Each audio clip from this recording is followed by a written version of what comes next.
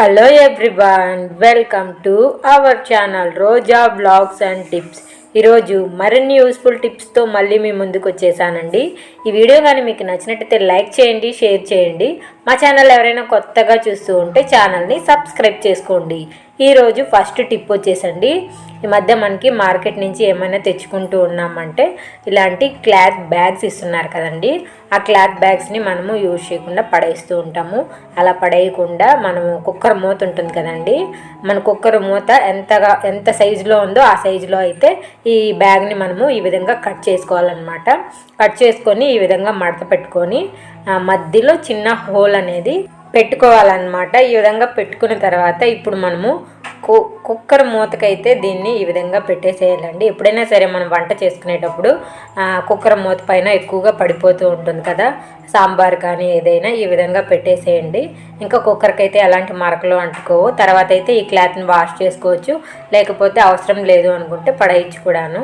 మరొక టిప్ వచ్చేసండి, అందరూ వాటర్ బాటిల్ ఆయిల్ కానీ ఏదో ఒకటి పోసి యూజ్ చేసుకుంటూ ఉంటాం కదండి.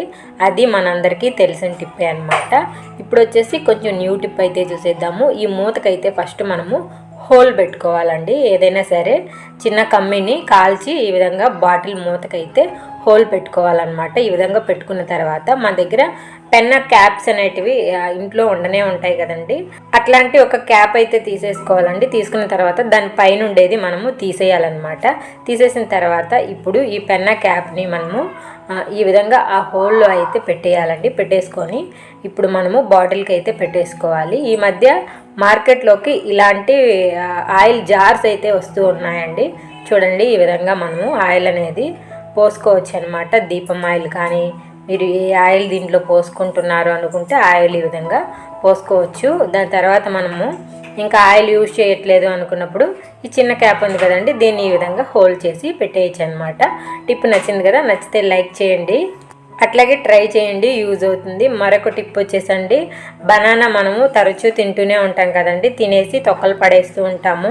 ఇంకా ఆ విధంగా మనము తొక్కలు అనేటివి పడేయకుండా ఏదో ఒకదానికి యూజ్ చేసుకోవచ్చండి. ఈ అరటి తొక్కని ఇప్పుడు మనము దేనికి యూజ్ చేస్తున్నామో చూద్దామా అండి. ఒక అరటి తొక్క అయితే తీసుకోవాలి. తీసుకున్న తర్వాత ఇప్పుడు మన కాళ్ళు ఉంటాయి కదండి, అరికాళ్ళు, ఈ విధంగా నైట్ టైము కాళ్ళకి బాగా రబ్ చేసేసేయాలండి. ఇందులో కాళ్ళు ఎలాంటి మురికి ఏదైనా ఉన్నా సరే అంత క్లీన్ అయిపోతుంది అనమాట. ఈ విధంగా ఒక 5 నిమిషాలు అరటి తొక్క తీసుకొని బాగా రబ్ చేయడం వల్ల రోజు తరచూ ఈ విధంగా మనము అరటి తొక్కతో ఈ విధంగా క్లీన్ చేసుకొని రాత్రి పడుకునే టైము వ్యాజ్లిన్ కానీ పూసుకొని పడుకుంటే అండి కాళ్ళకున్న పగుళ్ళు ఇవన్నీ తగ్గుతాయి. ఈ విధంగా వ్యాజ్లిన్ అప్లై చేసి దాని తర్వాత కాళ్ళకి సాక్స్లు వేసుకొని పడుకోండి.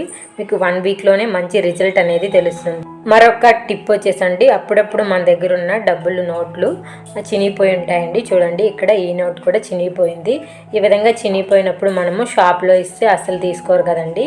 దీన్ని మనము ఏ విధంగా అతికించవచ్చో ఇప్పుడైతే చూసేద్దామండి. ఫస్ట్ వచ్చేసి మనము దీనికి కావాల్సింది క్యాండిల్ అయితే ఒకటి తీసుకోవాలండి. క్యాండిల్ తీసుకొని బ్యాక్ సైడు దీన్ని హీట్ అనేది తగిలించాలండి.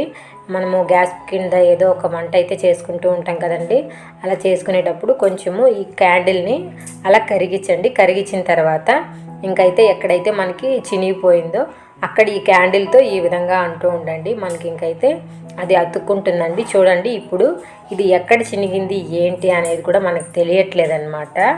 ఇంకా ఈ విధంగా చేసి షాప్లో అయితే ఇచ్చేయండి.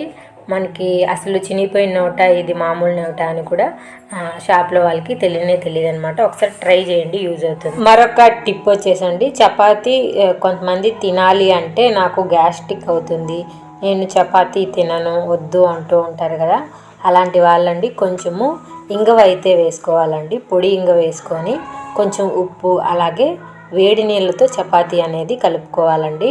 ఈ విధంగా చేసుకొని చపాతీ తినడం వల్ల గ్యాస్ట్రిక్ అనేది అవదన్నమాట.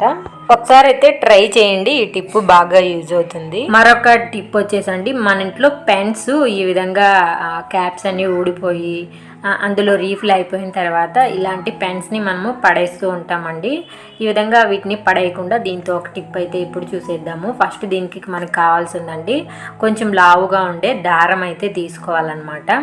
దారం తీసుకొని ఈ విధంగా మనము దారాన్ని ఆ పెన్స్ లోపలికి అయితే ఈ దారాలని ఎక్కించేయాలండి. ఈ 3కి అయితే ఈ విధంగా మూడి ఎక్కించేసిన తర్వాత మనమైతే పైన చివర్లో అయితే దీన్ని కట్టేయాలండి. గట్టిగా ఈ విధంగా కట్టేయాలన్నమాట. కట్టేసిన తర్వాత మనకి కిచెన్లో కానీ బాత్రూంలో కానీ ఎక్కడైనా సరే అండి మనము టవల్స్ వేసుకోవాలి అనుకుంటూ ఉంటాము.